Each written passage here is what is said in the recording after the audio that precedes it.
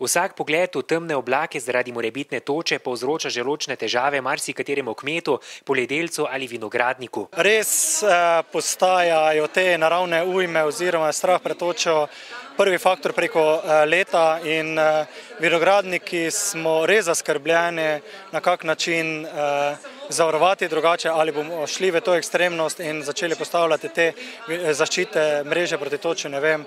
To je globalno vprašanje, katere moramo na nivoju države. Z bojem proti toči bodo že to sredo začeli tudi v letalskem centru Maribor.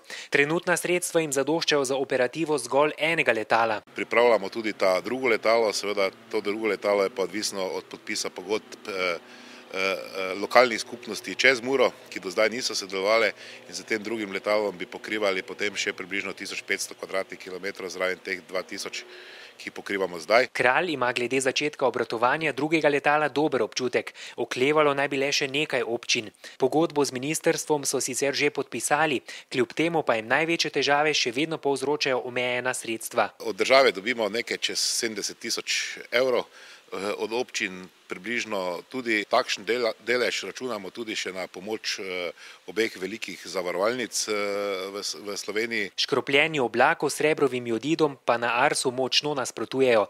Učinkovitost te metode naj ne bi bila znanstveno potrjena. Znanstvenih raziskav, ki so bile v zadnjih 15 letih naredjene v svetu, imamo kar nekaj, tako da to ni res, da znanstvenih raziskav ni zaostalo, da pa kdo ni prečital te raziskave in pač maha z raziskavami iz prejšnjega stoletja, boste mogli koga drugega vprašati. Zaradi izredno omejenih finančnih sredstev, skupaj naj bi jih bilo približno 170 000 evrov, so tako odvisni predvsem od dobre volje pilotov, ki svoje delo opravljajo na pol prostovoljno.